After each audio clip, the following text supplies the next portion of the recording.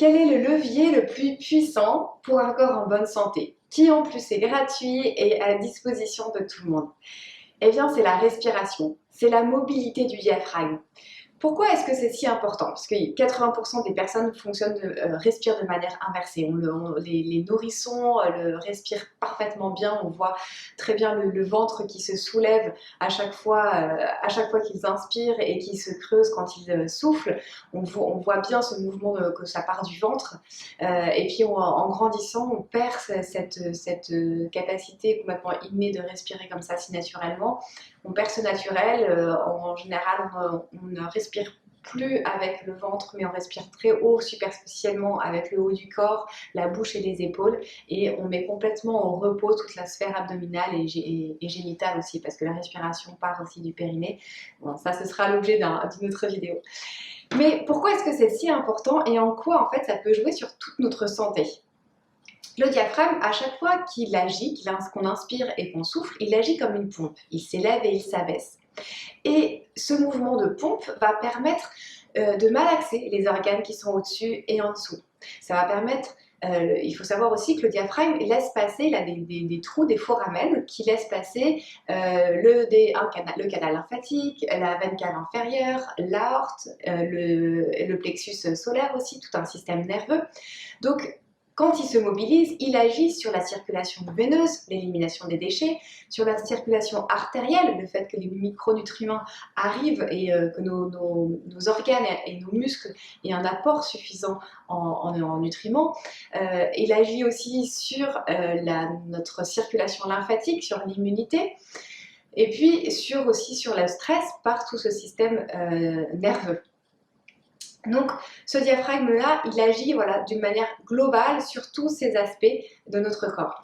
Et puis, plus spécifiquement, sur les organes qu'il a dans son environnement proche, eh bien, juste sous le diaphragme, nous avons le foie qui a un rôle très important dans le métabolisme des lipides, des glucides, des acides aminés, des micronutriments.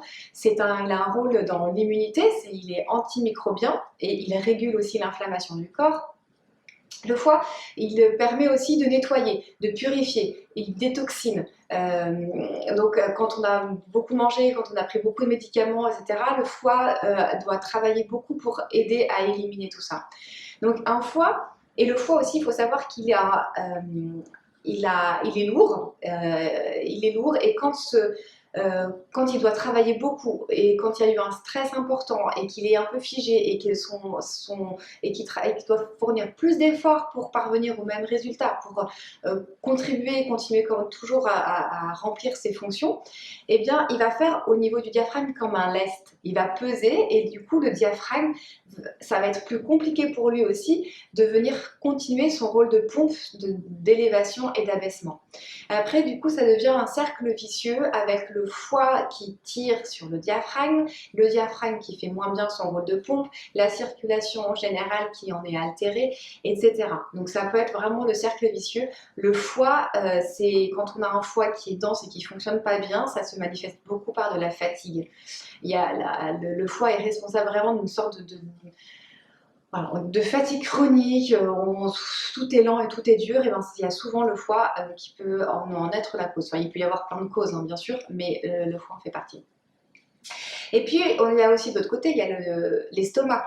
L'estomac, quand il est comprimé, eh bien, il y a l'estomac, la jonction entre l'estomac et l'œsophage, ce qu'on appelle la jotte.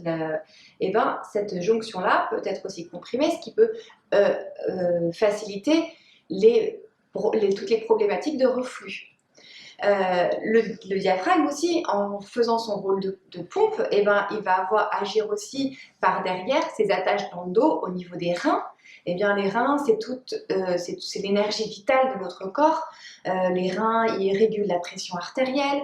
Il y a aussi, juste au-dessus, il y a les glandes cortico-surrénales qui s'occupent de l'immunité, c'est une glande endocrine.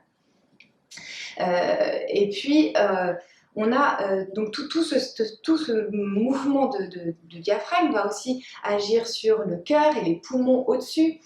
Donc il y a toute cette circulation qui a besoin de fonctionner de manière efficace.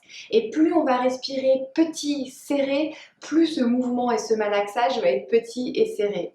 Et plus on va respirer amplement, profondément dans notre corps, plus on va pouvoir contribuer à toute cette circulation artérielle, veineuse, lymphatique, à l'élimination du corps, à calmer l'inflammation dans notre corps, à calmer aussi toutes nos émotions fortes, tout le stress qu'on peut recevoir. Et puis, tout cela va pouvoir s'apaiser progressivement. Plusieurs 20 minutes de respiration profonde par jour va permettre déjà de faire baisser votre tension dans votre corps, va permettre de refaire circuler l'énergie. Donc on ne peut pas être en bonne santé sans respirer. C'est une des choses vitales, les plus importantes, qui est malheureusement quelque chose qui est souvent très mal fait. Donc je vous invite vraiment à mettre de la conscience sur ça, à prendre le temps, même si c'est court, mais de régulièrement dans la journée, vérifier que vous respirez bien, que la respiration parte de votre ventre et que ça vienne dans tout votre corps. Et prenez quelques temps pour respirer profondément, jusqu'à ce que votre souffle, votre calme s'installe en vous et que vous sentiez revenir peu à peu un peu plus de paix.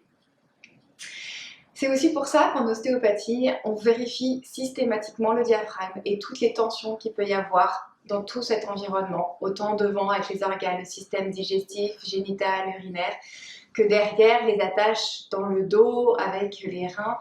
Un diaphragme qui est spasmé se manifeste souvent par des douleurs dans le dos. Et des douleurs, inversement, des douleurs dans le dos peuvent avoir cette origine d'un diaphragme en tension.